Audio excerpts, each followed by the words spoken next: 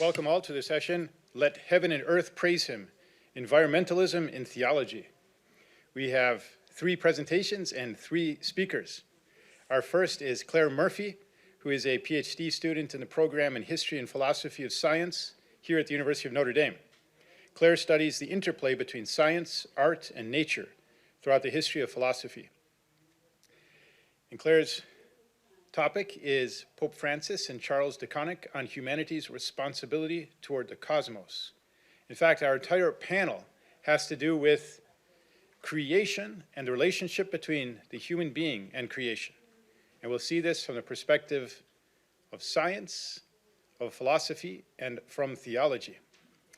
But first, the word goes to Claire Murphy regarding Pope Francis and Charles de Koninck on the humanity's responsibility towards the cosmos. Thank you, Claire.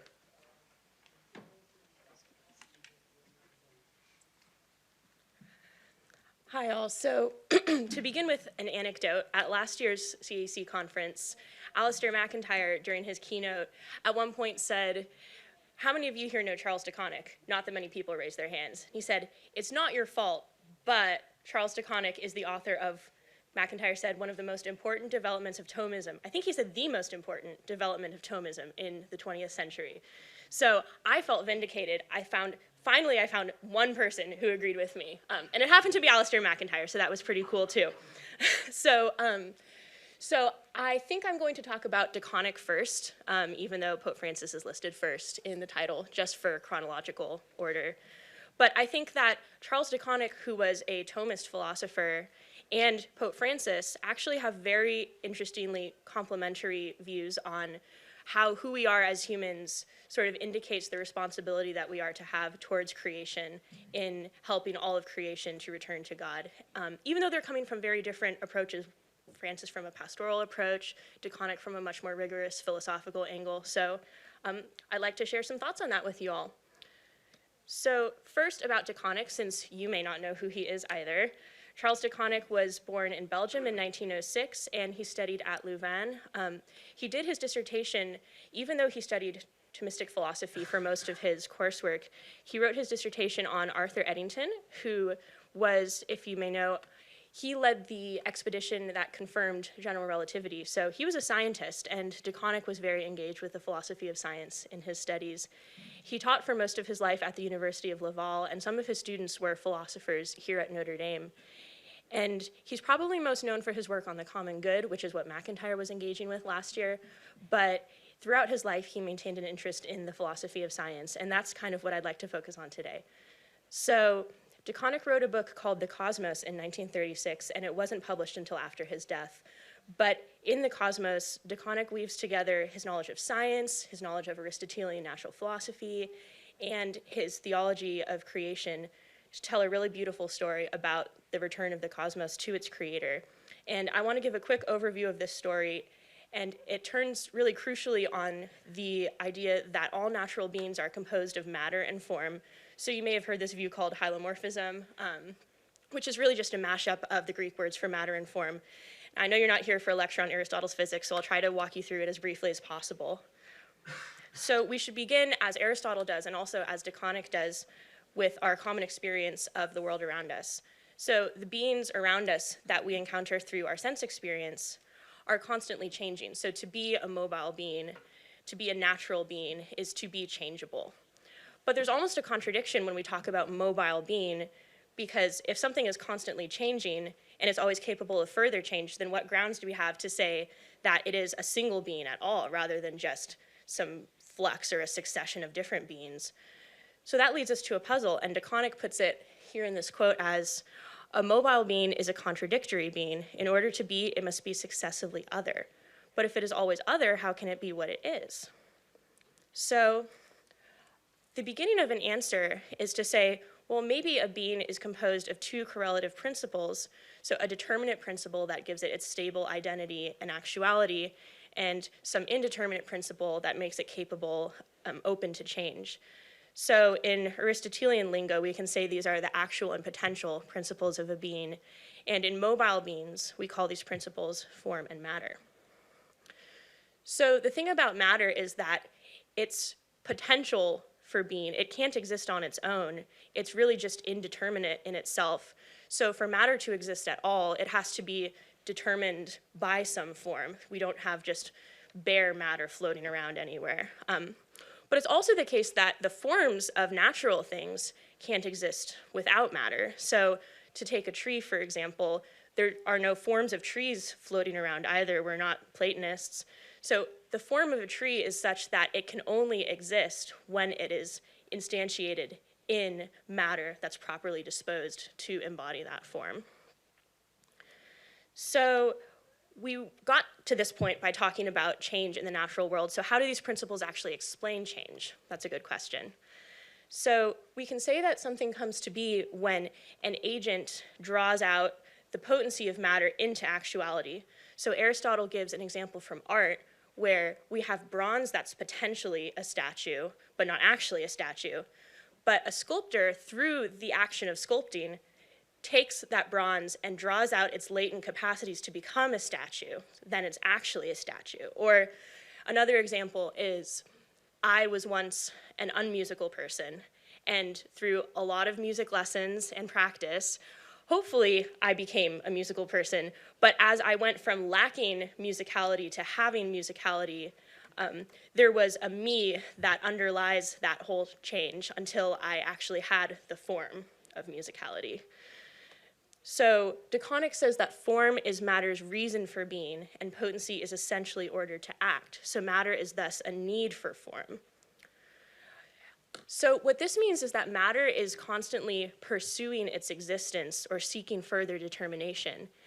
And de Koninck makes the point that this pursuit isn't really going to be intelligible unless it terminates in some stable, immobile, immaterial being. Otherwise, if there's just change happening without any real goal, then the cosmos would be sort of fundamentally unintelligible, and we don't want that.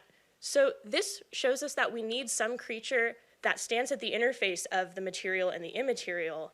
De Koninck says both spirit and matter must be found in it, and its essence must be composed of a spiritual principle which integrates the cosmos. So, in case you haven't guessed, that's us. So humanity, de Koninck says, is the raison d'etre, the reason for being of the cosmos. So he says, this quote is long, but bear with me, I think it's really pivotal. De Koninck says, quote, "Nature could not be ordered to God except through man. God being the end of the universe, it is necessary that the universe be capable of a return to its universal principle. But only an intellectual creature is capable of such a return. In other words, only a creature capable of making a tour of being can rejoin the source of being." So to know something in the Aristotelian and Thomistic framework is to become like the thing known. So you receive the actuality of the thing that you know, but in the immaterial medium of your mind. So when I know a tree, I actually become tree-ish. Not the same way that a tree out there is tree-ish, but in a particularly intellectual mode of being. And so if to know is to be, then our potential for knowing means that we're potentially all things. So when we know other material beings, it not only perfects our own intellects, but it also contributes to the perfection of the whole cosmos. Because by being known, every creature can become immaterial in a certain way, and thus sort of come closer to union with the immaterial God who created that creature, presuming, of course, that the one who knows also knows God and orders their intellectual life toward God. So de Koninck puts it in this quote as, he says, "In human intelligence, the cosmos not only becomes present to itself, but this presence opens on the whole of being, and thus it can realize an explicitly lived return to the first principle of being." And so, granting that to know something is to become like it, when we know something good, we desire an even greater unity with that good thing, with that beloved thing. And an interesting point is that in the Aristotelian sort of worldview, there's a sense in which everything, because of its teleological character, has its own kind of love. So de Koninck says everything is love, either insofar as it is ordered to an end, or insofar as it travels toward that end, or insofar as it rests in it. So if we consider love as the aptitude or proportion of a thing to some other thing, as potency is aptitude to act, there is love in the inanimate and vegetative as well as in the knowing. So in this sense, every created thing loves God, in a sense, in its order toward him, but not every created thing knows God as their end. So only we, as intellectual creatures, can explicitly know God and then explicitly love God.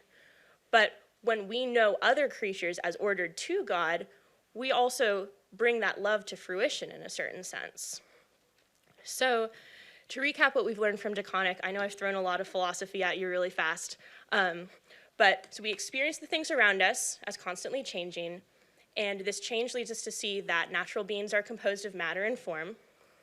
And if material things exist at all, the fact that they're ordered towards stable, immaterial being means that they're made to be known. So there has to be some embodied creature that can both encounter being materially and know it immaterially.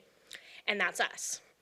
So that means that we have, in a sense, the vocation to know all material things, or at least we potentially know all material things, and in knowing them and in knowing God, bring all creation back up to God with us and bring the love of all these created beings to its completion. So Pope Francis, you probably don't need as much of an introduction to him, but he, coming from a much more pastoral angle, I think has some thoughts that complement Koninck's really well. And for today, I'd like to focus on his encyclical Laudato Si, which you're probably also somewhat familiar with.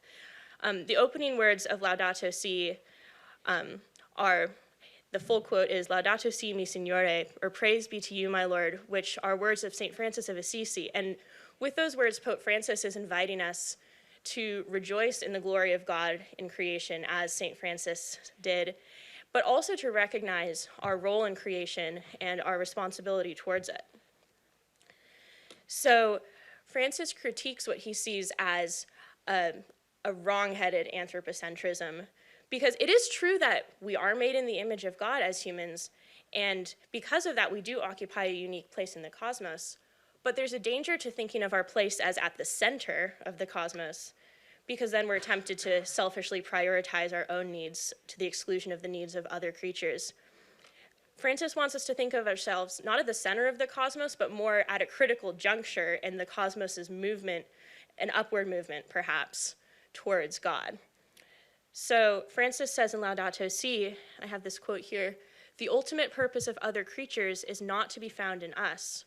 Rather, all creatures are moving forward with us and through us toward a common point of arrival, which is God.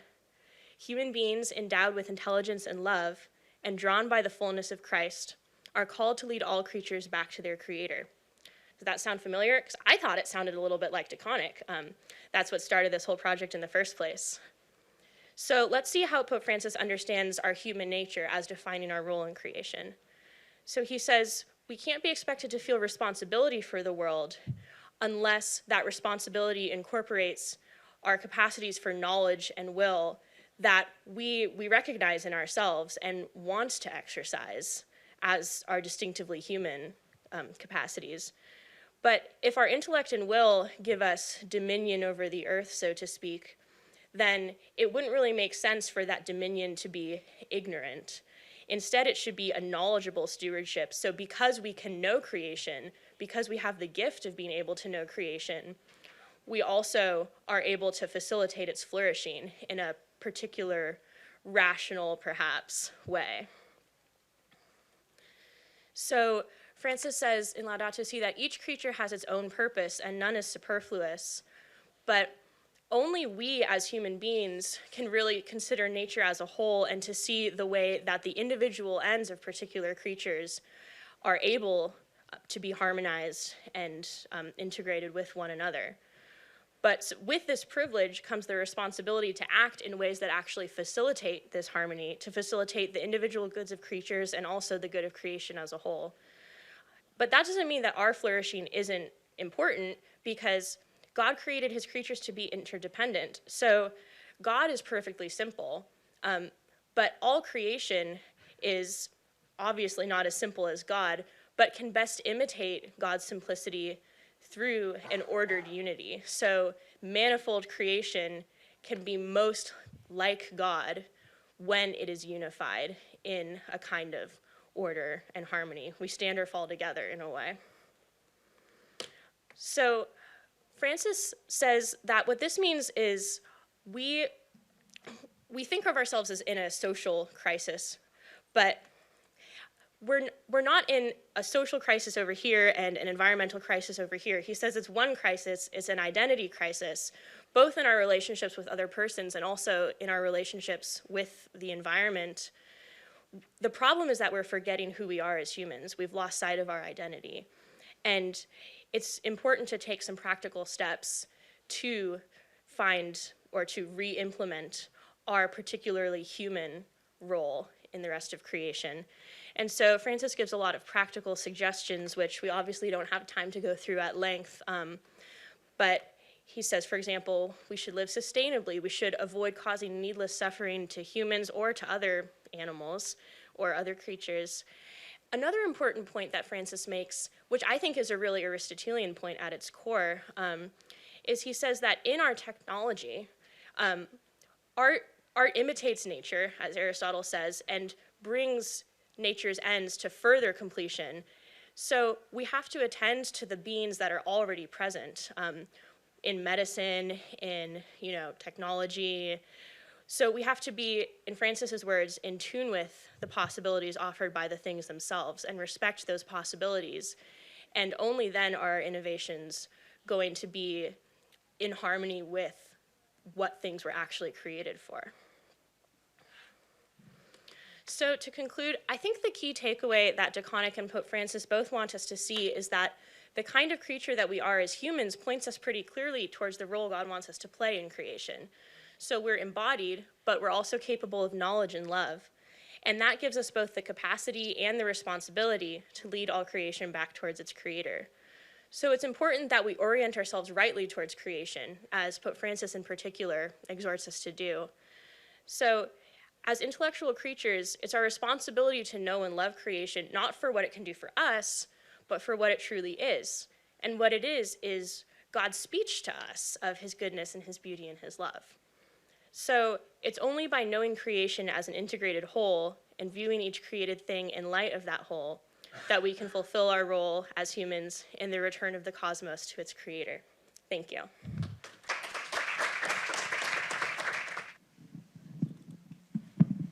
Thank you, Claire, for that amazing presentation. Beautiful, and already introduces us into this context that is at once scientific, philosophical, and theological. We look forward, and legal.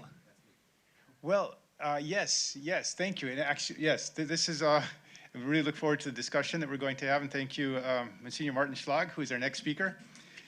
And to introduce Monsignor Schlag, he is the Alan W. Moss Endowed Chair for Catholic Social Thought of the John A. Ryan Institute in the Center for Catholic Studies at the University of St. Thomas in Minnesota, where he is full professor with dual appointment to the Department of Catholic Studies and the Opus College of Business. Monsignor Schlag has authored more than 80 publications, among them, along with Dominic Millet, Humanism in Economics and Business Perspectives of the Catholic Social Tradition, the Handbook of Catholic Social Teaching, A Guide for Christians in the World Today, and The Business Francis Means, Understanding the Pope's Message on the Economy. Monsignor Schlag is active in so many areas and foundations and institutions at the intersection of multiple disciplines. And he will speak to us on caring for the common home, rights of nature or human stewardship, and as he's just promised, from a legal perspective also. Martin, Monsignor Martin, please.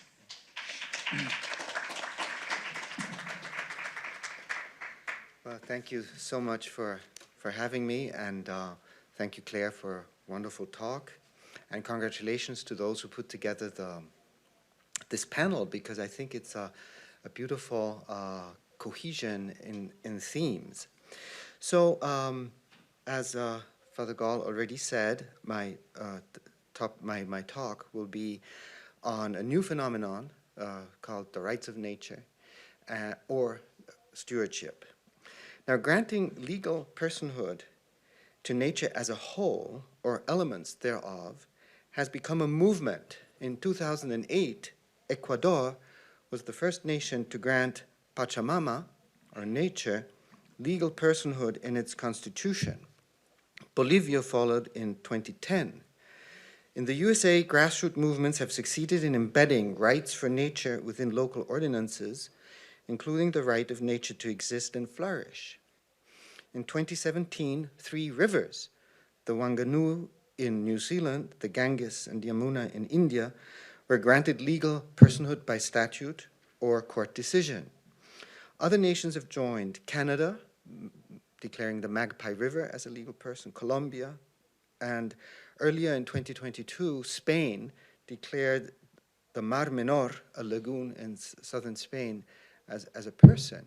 And up to now, the rivers were associated with indigenous belief, connected to the ancestors and to sacred places, but the Mar Menor, that was a different, that was just out of environmentalist reasons.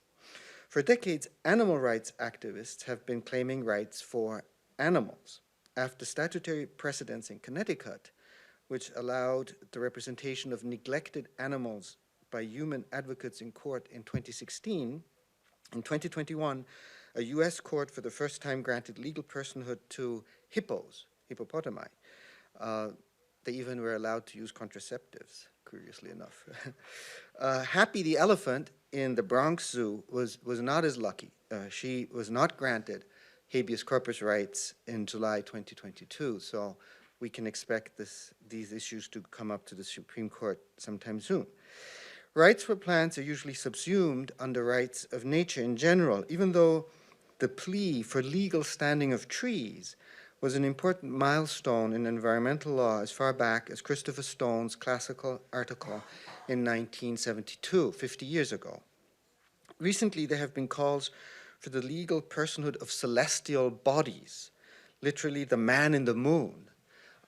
It's not a joke. So this is the University of Chicago Law Journal, and even of a cosmic person as, and I quote, a universe-centered, earth-embedded, multi-dimensional self that normalizes an interest in the project of life itself. End of quote. Some of the publications on the rights of nature celebrate these rights with messianic enthusiasm. David Boyd, for example, presents them as a legal revolution that could save the world, as if it hadn't already been saved. And Louis Coetzee sets out to create a new Earth system-oriented legal paradigm that is fit for purpose in the Anthropocene epoch, which we embody. So here's my own methodological approach. I mean method not in the epistemological sense, but my approach. Every answer that I consider wrong is an answer to a correct question. And it's not sufficient to reject the wrong answer while ignoring the question. So I'm called to present a better answer. So I say this because in the past destruence, and you have already, I think, noticed that I'm not really very much in favor of rights of nature. So the past destruence has to be followed by a past constituence, and this will be the structure of my talk. So I say this because I consider the rights language in which this literature is generally formulated as inadequate to express the moral considerability of living and inanimate creatures, of which Claire just spoke. I'm inspired by a frequently quoted article of Kenneth Goodpaster, one of the founders of business ethics. And in this article, Kenneth Goodpaster makes 4 distinctions. He distinguishes between rights and moral considerability. Moral considerability is a wider concept than rights. It means being morally relevant, deserving of moral consideration. He distinguishes between moral considerability and moral significance. Significance governs comparative judgments of moral weight. So it's how do we resolve conflicting claims or conflicting considerabilities. He distinguishes between intelligibility and normative substance. Now, questions of intelligibility, according to Goodpaster, are based solely on the logical analysis of ordinary language, what in general people say or think. Intelligibility, in this sense, not in the metaphysical sense, is a conceptual analysis. Goodpaster gives the example that in the 19th century, the legal standing of African Americans was deniable based on mere intelligibility of spoken language, not, however, in the normative, substantive sense. And fourth, he distinguishes between operative moral considerability and regulative moral considerability. Considerability is operative if the thorough acknowledgement of X by A is psychologically possible. In all other cases, it is regulative. So this is his conclusion. The question of the moral considerability of nature is a concern for a relatively substantive, so not purely logical or merely logical criterion of moral considerability versus moral significance. So we're not saying whose claim has precedence. And it's of a regulative versus an operative sort. So it's kind of a weak acceptance of the claim. Being a living thing is both necessary and sufficient for moral considerability, so understood, whatever may be the cause for the moral rights that rational agents should acknowledge. So having stated that living beings, and I would expand this to inanimate nature too, are morally considerable, this acknowledges that the original concern or the correct question at the bottom of the rights of nature movement is legitimate. So I do acknowledge that. Stone formulated it well. In a seminal article, Stone does not argue, and I quote, for anything as silly that no one should be allowed to cut down a tree. End of quote. He rightly points out that granting legal standing to inanimate objects like a river makes a difference in the legal operational sense and the psychic and social psychic sense. And what he means with that is he gives an example. He says if a legal order should unjustly accept slavery, this legal order needs to answer a question. And if a slave is injured, this legal system must choose whether to grant the owner a right to indemnification for damage of property, on the one hand, and on the other hand, or to the slave in his own right for injury. This is, if you accept slavery, this is a question you have to answer. And this was the case in the legal systems, like the Roman legal system, where this question was dealt with. So granting a river legal standing, argues Stone, would exclude the possibility of owners of property rights to cut out the river in the case of damages by pollution. You say, well, let's strike a deal, you give me this much money and let's forget the river. The riparians, the people who live along the river, might not want to stir up legal waters and not bring up the case, or their personal damage might be too small to become active. It also means that the damage that is to be repaired is that incurred by the owner of a right. So it's that each owner along the river can only claim as much as their personal damage was. If the owner's interest is $10,000, for example, but the costs to make the river whole exceeds that amount, the owner cannot receive more than his or her interest, and the river receives nothing. Now, the two concepts of legal personhood and rights are linked. Personhood is the right to have rights, as Christoph Enders formulates it. It constitutes someone as a subject of action in the Roman legal sense. It gives us voice in court. What environmentalists aim at is not a mere name or declaration, but an operative, proactive tool of change in the form of rights that interest groups formed by humans can exercise in the name of nature or its elements. The acquisition of legally enforceable rights or legal standing is the purpose of legal personhood. And ever since Nash's Bill of Biotic Rights environmentalists have tended to formulate their claims in rights language. Now, is the concept of right the adequate legal instrument to achieve the just aims of environmentalism that I have acknowledged? And I will argue that it is not.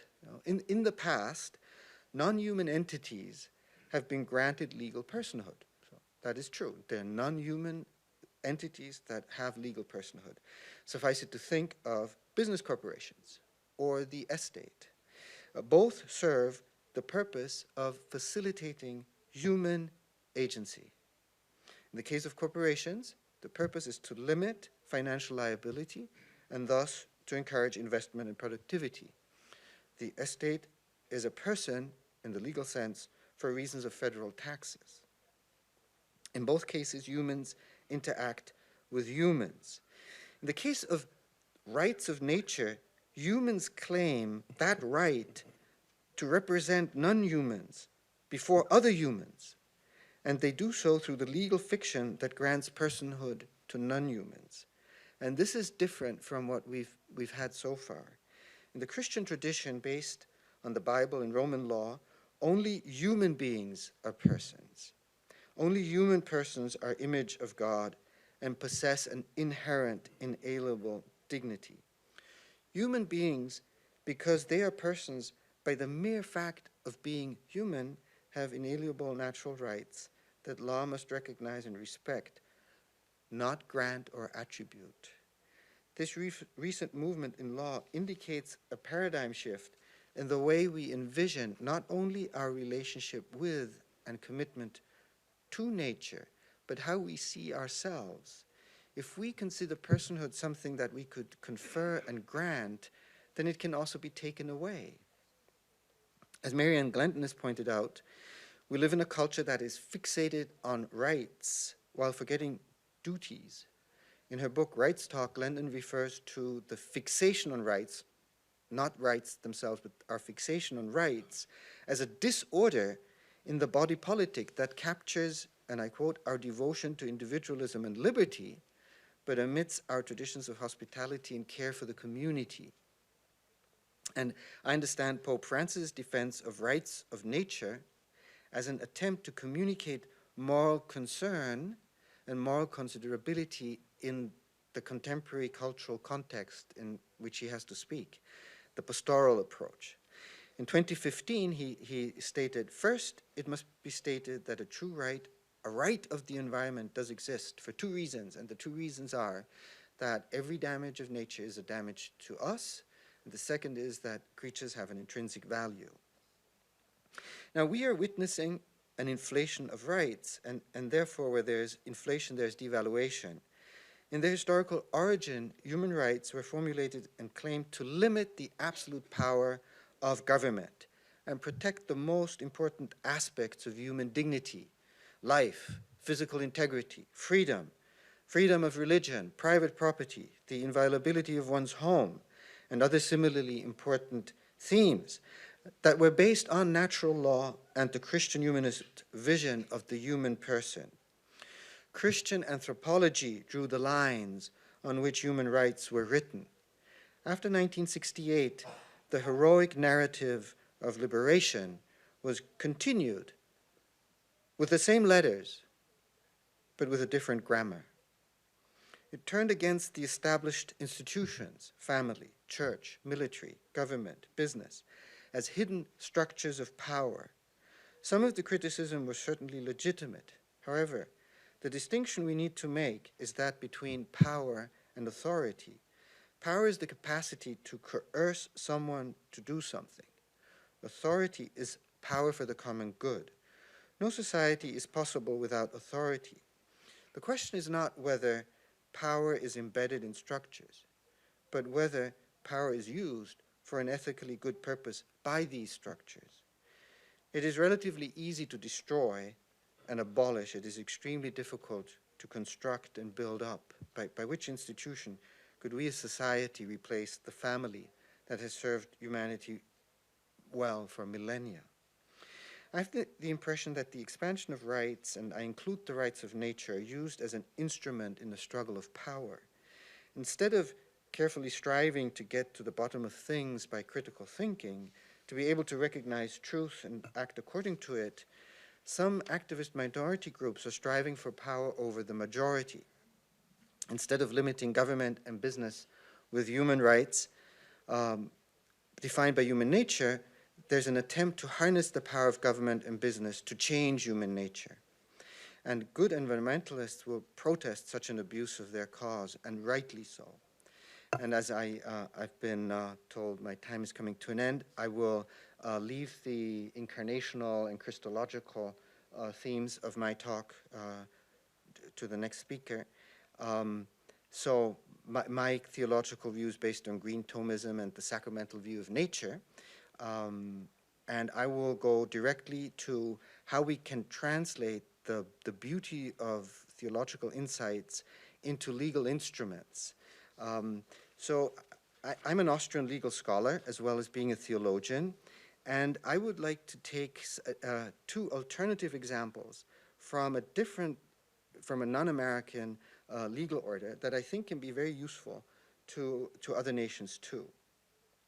Now, the Austrian Constitution is not contained in one document alone. Its main source is the Constitution of 1920, but there are also the Bill of Rights of 1867 from the liberal era that defends the negative liberal rights, and there's a whole series of constitutional laws outside of the main text of the Constitution, something which is not possible in the US constitutions. So these laws contain different regulations. Among them, there's a constitutional law on sustainability, animal welfare, comprehensive environmental protection, securing water and food supplies, and research. And so the important thing about this constitutional law is that it is clothed in the form of so-called programmatic aims of the state, or determination of state goals, of national goals.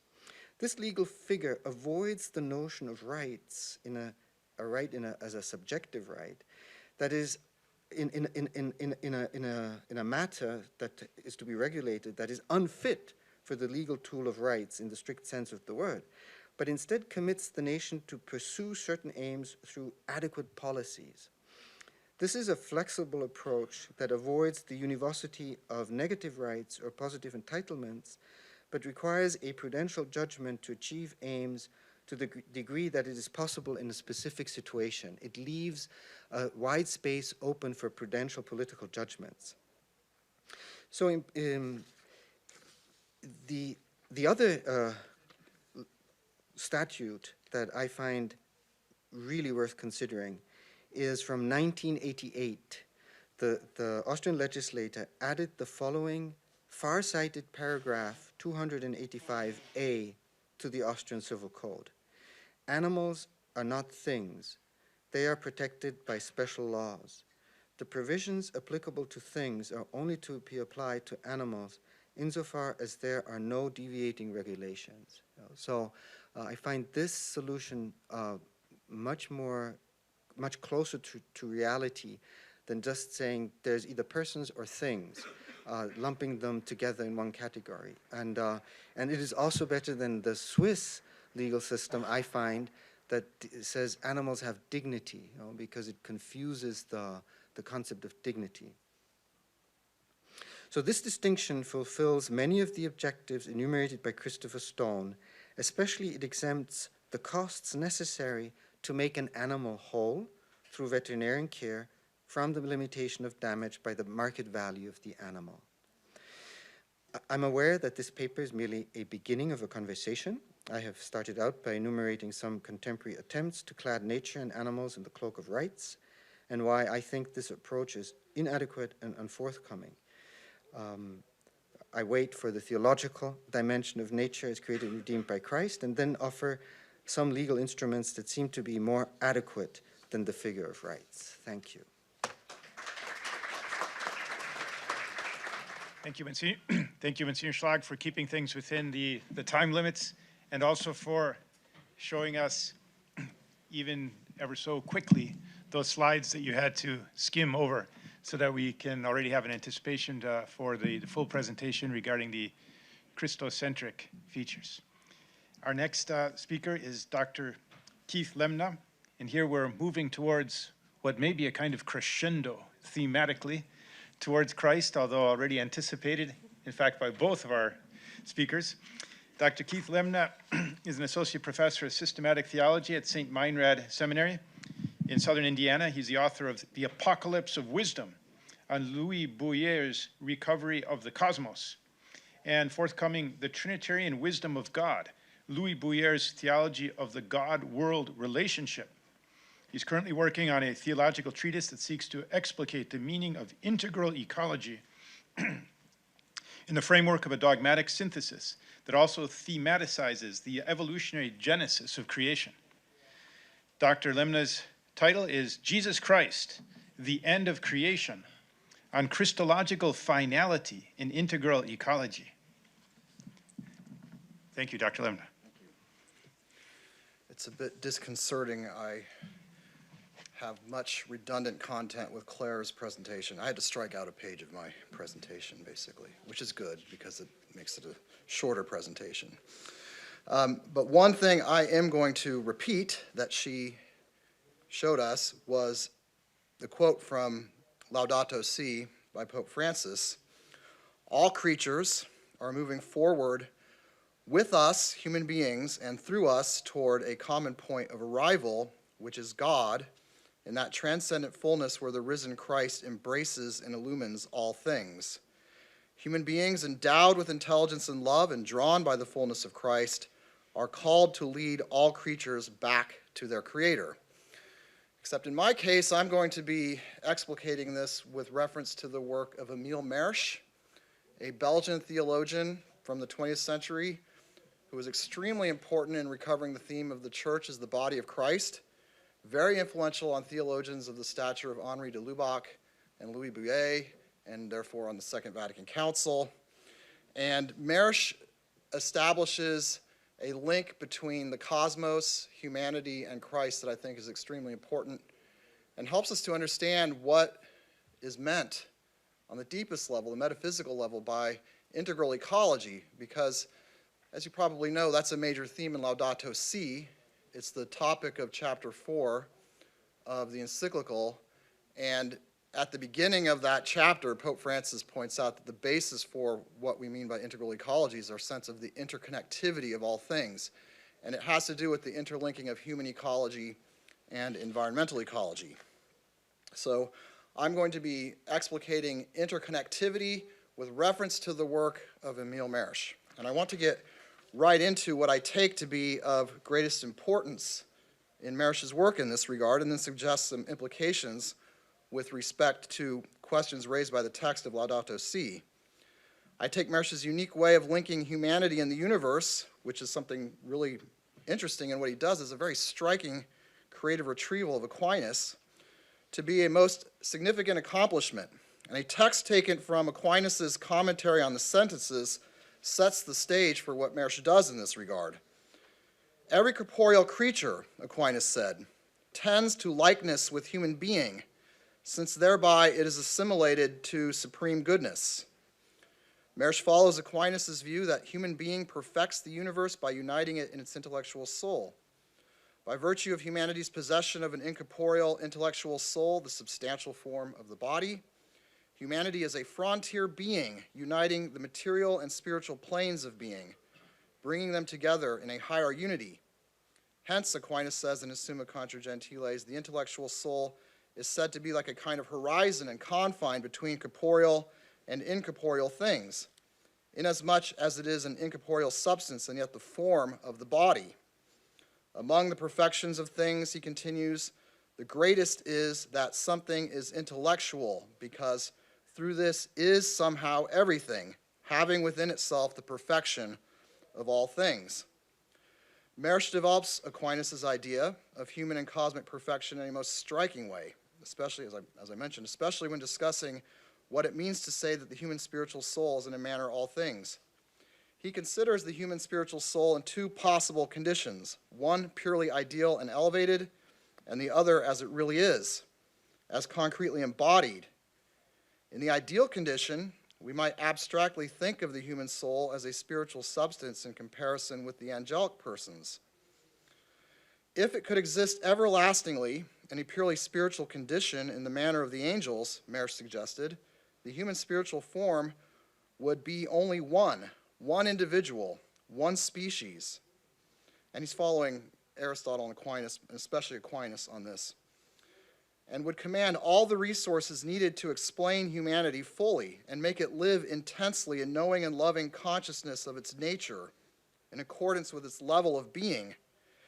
The ideal human form would be equivalent, if not superior, to all the perfections actually represented by the multitude of forms in the universe. As Aquinas himself says, the spiritual soul has within itself the perfection of all things. Forms possess a kind of infinity in their own order, especially when we're talking about spiritual forms.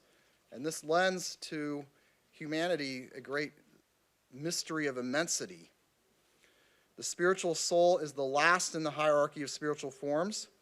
If it could subsist in a purely spiritual way, it would be in itself complete humanity. However, the human spiritual form cannot exist in this purely ideal or spiritual manner. This is a thought experiment he's performing ultimately here, based on how Aquinas, transforming Aristotle actually, thinks about form. It does not possess the intensity of being of higher levels of spiritual substances. It cannot exist on its own, perpetually as a pure spirit. It requires union with the body in order to be what it is. The human spiritual form is perfectible only in and through the body. But the limited body or bodies of human individuals would not be enough to express the surplus of perfections of would-be lower material forms that the pure form would possess on its own. Only the vast multiplicity of material forms can express this rich and surpassing surplus of being on its various levels of perfection. So a kind of anticipation of the strong anthropic principle, only put in metaphysical terms, is sort of developed as an argument here by Mersch. Mersch held that the innumerable material forms of the universe represent the vast riches of human meaning that would constitute the riches of the pure form of humanity, the additional complementary perfections, the aspects of animality, life, structure, and material qualities necessary to express adequately what a rational animal is. All these qualities would be required to enable the rational animal to exist fully, but cannot be verified in the concrete existence of this rational animal, for matter imposes its limitations. Therefore, such additional perfections will exist alongside of the human being and with human being in an immense aggregate constituting the human universe. On this understanding, the universe is intrinsically the expression not only of divine being, but of divine being expressed in and through the created spiritual being that requires the rich and variegated panoply of innumerable material forms in order to know and love itself fully, ultimately in God, in order to be actualized as the sort of spiritual being that it is, namely an embodied spiritual being, and the only one that we know of. The physical universe in this understanding is therefore intrinsically human. It is a human universe. And by the same token, the human being is intrinsically cosmic, not only because it is embodied, but because the richness of the human spiritual form requires the existence of the totality of the universe of bodies and material forms to show forth what it means to be fully human. And I'm not aware of any other theologian developing this argument in the tradition. So, it is a human universe for Mersch. But secondly, the richness of the human form cannot be adequately expressed except in an innumerable multiplication of human persons. In the abstract, there is a single human form that transcends in its perfection concrete human instantiations in innumerable, unrepeatable individuals.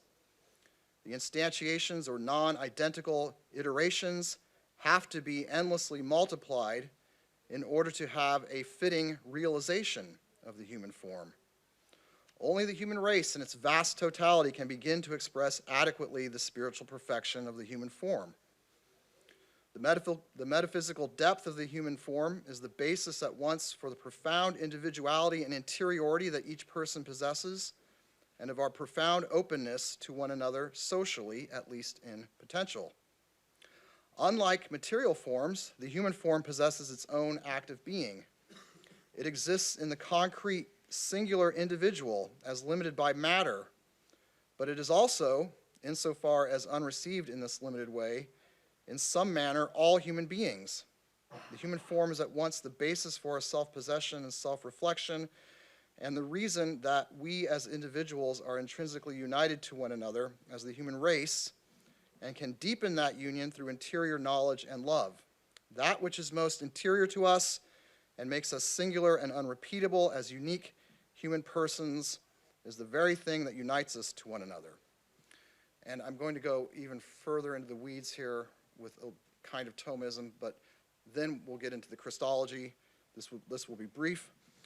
Commentators on Mersch's work have suggested that his position on humanity in relation to the universe could be even better understood or articulated if taken along the lines of a kind of existentialist Thomism, where the act of existence is stressed as the source through which all things come in the immanent universe, well, as the gift of creation is communicated through the act of existence. So it's a thick essay rendering of Thomism, and it was developed by various theologians and philosophers in the 20th century. One was named William Carlo, an American, and according to Carlo, essence is not a positive being apart from the existence of which it is the limitation. Form and matter themselves are thus related to esse as intrinsic limitations of it. On Carlo's view, matter as being in potency is what he calls a deficient esse, the place in an essentially immaterial spiritual universe where form comes to a stop. Carlo struggled to define matter in such a way that it does not come across as a privation of the good or as evil. Matter, he says, is in a way rooted in something positive because the being lacks esse, it can gain esse. And this is what is meant by matter, ends in potential, a deficient esse, but one which has a remedy for its perfection. So William Norris Clark, the American Jesuit Thomist, argued that himself, following from Carlo, that matter is a limiting mode of esse itself. I think, I don't have time to work this out, but this position, this kind of Thomism, this trajectory gives a very dynamic sense of the unity of the universe. All things come through esse. The act of being, act is self-communicative, act is ordered toward relation. This thick esse or act-centered interpretation of the matter of the universe even may be helpful for interpreting Mersch if we recognize the main purpose of his anthropocosmic philosophical postulations, and that is to understand the anthropological and cosmic significance of the incarnation of Jesus Christ. In the individual humanity he assumed, in his human soul, Christ unites all of humanity together as one body in himself, with himself as head. And in uniting all of humanity to himself, brings the human universe to a higher, more profound unity in his own flesh. Mersch clarifies that in uniting himself to all humanity in his perfect body, he unites himself to the human universe. Because for Mersch, the universe just is the human universe, just as humanity is cosmic humanity. One cannot take or leave the cosmos in affirming the dignity of humanity, or leave behind humanity in seeking to exalt the cosmic dimensions of being. Nor ultimately can we make do without the incarnation of Jesus Christ for the elevating perfection of the totality. The Merschian Thomistic understanding of the perfection of the human universe and the perfection of humanity in the incarnation of Jesus Christ entails the intrinsic interconnection of Christ in his humanity with the physical dimension of being. Jesus Christ is made present to the world in and through his body by the unique openness of his individual humanity, united in what Mersch calls entitative union to the divine word. He draws the whole universe into himself in his flesh. He draws the whole universe into himself in its properly fleshly dimension, precisely in and through his human flesh. Mersch himself does not develop this understanding of the redemption of cosmic flesh sufficiently, but nevertheless anticipated to some extent Pope John Paul II's papal encyclical Dominus et Vivificantem, which reads in section 50, quote, "The incarnation of God the Son signifies the taking up into unity with God, not only of human nature, but in this human nature, in a sense, of everything that is flesh, the whole of humanity, the entire visible and material world. The incarnation then also has a cosmic significance, a cosmic dimension. The firstborn of all creation, becoming incarnate in the individual humanity of Christ, unites himself in some way with the entire reality of humanity, which is also flesh, and in this reality with all flesh, with the whole of creation." So John Paul II is saying in this passage that by uniting himself with human flesh in his individual humanity, Christ possesses an individual human soul. Christ unites himself with the flesh of all creation. Human flesh possesses a potential openness to the whole, and Christ actualizes this openness. The thick essay, Understanding of Matter, might be helpful in drawing out the cosmic dimension of the incarnation because it so powerfully articulates the unity of the universe. And I think that we should insist upon the unity of the universe against certain countervailing tendencies of thought. First of all, because the triune creator is present in all things in his continuing act of creation. And secondly, because there's a kind of being common to all things, this is an understanding, this latter point is an understanding that was articulated in a particularly powerful manner by Ferdinand Ulrich in his book Homo Abyssus, which was published in English a few years ago. At any rate, however we choose to explain the notion in metaphysical terms that Jesus Christ unites the universe to himself in taking on human flesh, I think that Mersch's basic postulate that the universe is a human universe can be interestingly applied in order to work out some implications of Laudato Si.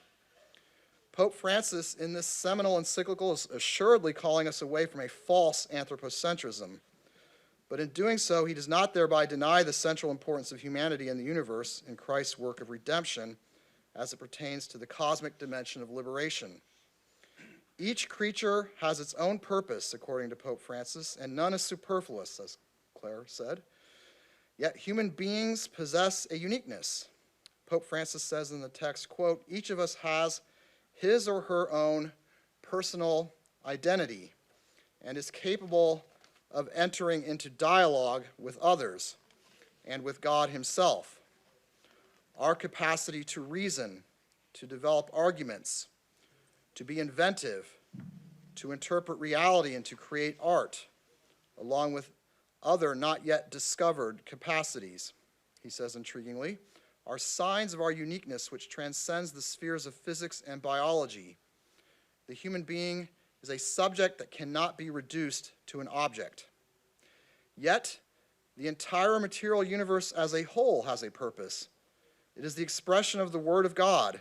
It speaks of God's love and of his boundless affection for his creatures, but it speaks in a special way to us. Pope Francis teaches that God addresses himself to us as to another thou. We must then learn to interpret the signs of creation rightly. From the panoramic vistas to the tiniest living form, nature is a constant source of wonder and awe. It is also a continuing revelation of the divine," and that's in Laudato Si, section 85. "The universe and all creatures have their end in the fullness of God, which has already been attained by the risen Christ, in the transcendent fullness where the risen Christ embraces and illumines all things. All the same, human beings endowed with intelligence and love and drawn by the fullness of Christ are called to lead all creatures back to the Creator. We have a special role in union with the flesh of Christ in his church and the Eucharist to lead all things back to the Creator. As the theological tradition clarified by Mersch emphasizes, this liberating mission is possible because of our intrinsic unity with creation on the level of being, form, and matter altogether. The sort of subject-object duality common in modernity is radically untenable. The ethical perspective that Mersch's view encourages should be one that invites us to think of our relation to the earth and all its beings and through it to the universe with a much greater sense of intimacy. We literally have our own skin in the game, our own flesh as it concerns environmental ecology. Affirming the unity of the universe as a human universe and humanity as cosmic does not mean the collapsing of one into the other. Human flesh is unique and uniquely fitting to be redemptively assumed by Christ, in whom creation has its one true end. Mersch's position can help us to overcome the false dialectic in modernity between subject and object, human and cosmic, nature and culture, that tends to polarize them against each other in a zero-sum game. And this false dialectic is precisely what Laudato Si calls into question and exposes in the light of a truly incarnational logic of Christian revelation, which stresses paradox and polarity rather than polarization. Care for ourselves and care for our common home, namely integral ecology, are thereby inseparably intertwined. Moved by the love of God in Christ, loving care for our common home and all its creatures, whose own purposes in God's plan we are called to interpret in truth, is care for ourselves. Thank you.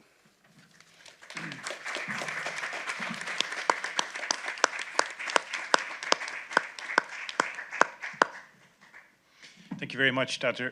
Keith Lemna, and thanks to all of our speakers. I think we have a wonderful scenario here for some dialogue, some debate, some discussion. In particular, I'm just like to throw out two ideas that I think could perhaps serve to collect our thoughts and to advance this discussion. The first is Romans 8, St. Paul's letter to Romans 8, in which St. Paul mentions that all creation is groaning, is yearning, which I think is especially relevant for Claire's presentation, but for all three of the presentations, and allows also for some further development. Another theme, very distinct, is in John Paul II's work, in particular before he became Pope, as Archbishop Cardinal Karl Wojtyła. He published this book, Sources of Renewal, which is kind of a really interesting book, which is an exposition of what he thought were the key elements of the Second Vatican Council. And in Sources of Renewal, he has a very strong lapidarian affirmation regarding the foundation of ethics that I think has implications also for Monsignor Schlag's presentation regarding the issue of how rights are grounded and where morality is situated. Is it in things? Is it in the human person? Is it in inclinations? Well, Karl Wojtyła asserts in lapidarian fashion that the foundation of ethics is kingship, and that kingship is certainly ultimately in Christ, but that every human being in the order of nature, he asserts, has the responsibility to exercise dominion, kingship over nature. And of course, from the theological perspective, supernatural perspective, this is elevated in Christ and through Christ, insofar as human beings participate in the life of Christ. So let's open it up to all of you so that we can have discussion. Yes, I think we need a microphone. I think we need a microphone, although I'm not sure. Bring it straight to you. I'm not thinking, maybe for recording purposes, I'm not sure. And please introduce yourself. Hi, Ben Conroy, a PhD student in the University of Chicago. A question for Claire and Keith. Both of your presentations talked a lot about the cosmos and the way in which humanity can bring the cosmos to a certain kind of fruition. I was curious about the role of space in all this. The cosmos is this very, very big place. There was a particular view put forward in the first keynote talk about space and how that fits in. Sometimes the largeness of the cosmos is used to suggest the insignificance of humanity, and that's clearly wrong. But I just wonder, is the largeness of the cosmos suggest something about, if we're to bring the cosmos to fruition, is there some sort of goodness there in potentially going out there at some point? Yeah, any thoughts on that?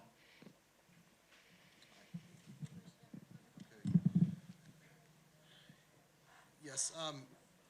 Well, first of all, I prefer to think about all of these questions about cosmology with a metaphysical reference in terms of being.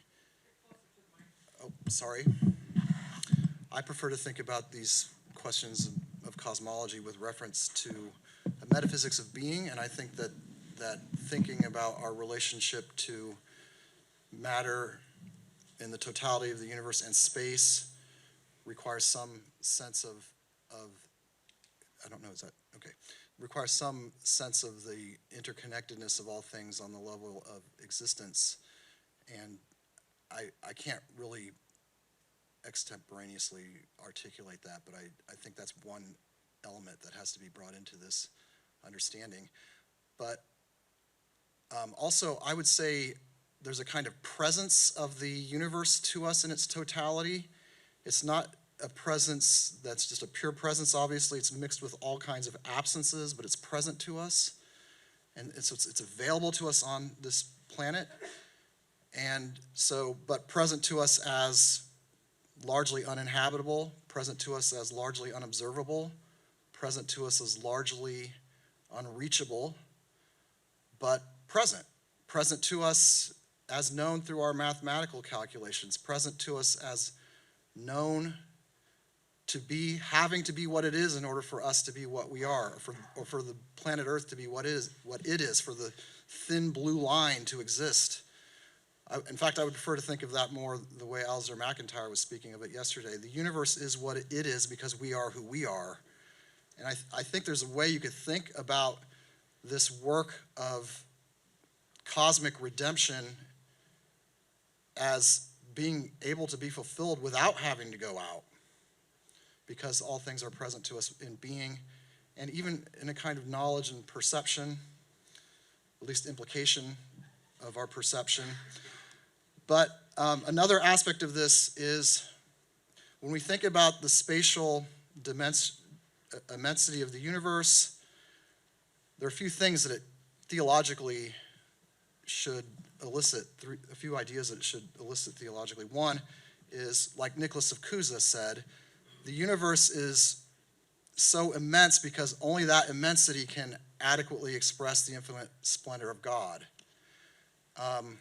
But the cosmic dizziness that we feel, that Robert Harrison so brilliantly articulated, should make us more aware of the immensity of God. And also that this immensity should perhaps elicit in us a sense that it's only in the incarnation of God in Christ that this perfection of the universe can be accomplished. I mean, without God coming into our midst, this cannot happen. Human flesh cannot operate as the instrument for the salvation without God's joining himself to us. So I've said enough. I'll let her. Yeah, no, those are all fantastic points. I think I agree with all of them. The 2 points that I would like to add are, first, I think I mentioned briefly in my talk the idea that the cosmos best imitates its creator through a kind of unity in spite of its vast multiplicity. And so I think that the more we know about the vastness of space and of the cosmos, the more we sort of are able to wonder at the unity in spite of that vastness that God has created. And obviously that all sort of centers around the incarnation, as Keith mentioned in his talk. And the other thing I think is that thinking about our relative insignificance, we're just, on a tiny rock in the middle of this giant cosmos, I think it can make us feel insignificant, but I also think it can impress upon us the privilege that we have as humans of being not only able to, but called to, I think, know all of this in a particular way, and that God has made us the kind of creatures that are able to come to know such things about the universe. So, but yeah, those are my points. Monsignor Schlag, would you like to add something, a consideration? So we just have a few minutes left. If you have a question, please raise your hand. Okay, so there's two. So how about if we do straight off your two questions, and then we'll move to the panel. Please introduce yourself. Sure. Hi, thanks to everyone. My name is Christy Haas. I'm assistant teaching professor here at Notre Dame in theology.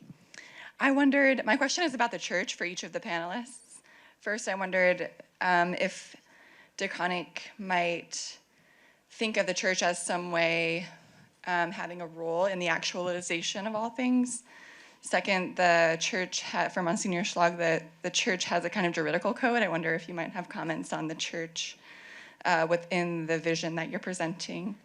And perhaps especially for Professor Lemna, I wonder, because the work I know by Mersch is on the whole Christ, the church as the totus Christus, if you might also draw out that theme of how the church in particular relates to Christ in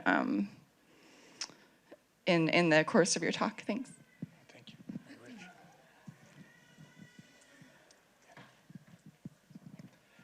Hi, thanks for all your talks today. I'm Andrew Moeller, and I'm with the Boundaries of Humanity project.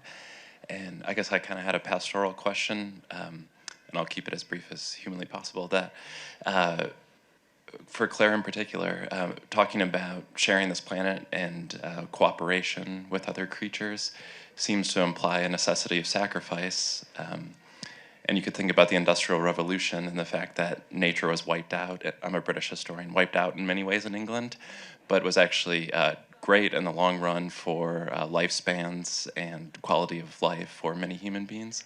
So coming today in light of global warming, I was just wondering pastorally how we should think about that, our level of sacrifice. For example, should we all become vegetarians? And then how that might move also to our political engagement. Should we be promoting what might be seen as radical political platforms around putting into factory farming or even eating meat in general? So not presenting this in any way combative, but genuinely curious about the pastoral implications as Christians and then our engagement in politics from this. Thank you, Andrew. Perhaps we could begin with Dr. Keith Lemna, and then Monsignor Schlag, and go in the opposite order. Thank you for these concluding remarks. Okay, the question that I'm asked to address is with respect to Emil Mersch and the role of the church in the cosmic dimension of this liberation. And I think, I'm going to be very brief because to move this along, I think that Emil Mersch is somewhat close to Pierre Teilhard du Chardin on this point with respect to the risen flesh of Christ is made present through the Eucharist, through the church, through the body. The church mediates Christ, and so that's how the cosmic development is continuing to proceed through the church. So it's the presence of Christ in his body, and the body is always with him. And it's a very Pauline understanding. I just think I think there's a kind of Teilhardian linkage here, even though they didn't really. Mersch died in 1940. He was killed in 1940 as he was fleeing Nazis through Belgium and France, so he didn't really know Teilhard very closely. I think he knew something of it, but not much. Okay. Well, the juridical order of the church is part of the sacramentality of the church. Its character is sign. So I see the church, or quoting the Second Vatican Council, as a kind of sacrament, and that links it very well with the notion of creation as sacramental in a certain way, is making God's glory visible. So I think it also, this environmentalism, the environmental movement, which I support and love, is actually realizing that our notion of reason is kind of too limited, too reduced in our culture, and that it's a longing for the logos and a kind of this thirst of the human soul for God. Okay. So my answer to both questions, I think, sort of involves sacramentality. To Christy, to Koninck in his third section of the Cosmos, which I didn't talk about as much, but he has a scientific point of view, a philosophical point of view, and a theological point of view. And in the third theological section, I think sacramentality is really important. Both, as Monsignor Schlag mentioned, the idea of the sacramentality of creation, of the cosmos, and also of the way that sacraments are a kind of interface or meeting point of the spiritual and the embodied or material, which is in a sense what we all are as humans called to be. Our place in the cosmos is in a sense to be at that interface and that meeting point, and the church makes, through the sacraments, sort of re-emphasizes that as a very important part of our life and who we are as humans. And I think in regards to the more political or environmental aspects, while I don't think, I mean, there's not time, I think, to enumerate particular solutions, but I think a principle that I think is really important in sort of deciding what causes are important to get behind and what sort of reasoning processes we have to use when we think about things like vegetarianism or, you know, animal cruelty or things like that, is in our actions vis-a-vis animals and towards all other things, we need to remember, I think, what they are, know what they are first of all, and know what they are created for and what their ends are as they were created by God. And in our human actions, I think, you know, for example, there was a panel yesterday talking about experimentation on animals, and I thought that was really important. When we're doing experiments or when we're using animals for our own purposes, such as food or medicine or things like that, we can only really, I think, justly do so when we are helping these animals to live in a way that is authentic to who they are, what their ends are, and what conditions are necessary for them to flourish. And if in our farming, for example, these animals are not flourishing, then we are not doing what we ought to know them as what they are and to love them as what they are. And so that would be sort of a principle that I think would guide our decisions in those aspects. All three of our speakers have emphasized this sacramentality. The Holy Eucharist is, of course, sacrament of gratitude, which is an attitude that we can have towards all of creation in directing it towards the recapitulation of all things in Christ. Well, gratitude to all of our speakers and to the participation of you in this audience for this wonderful session. Thanks to all of you.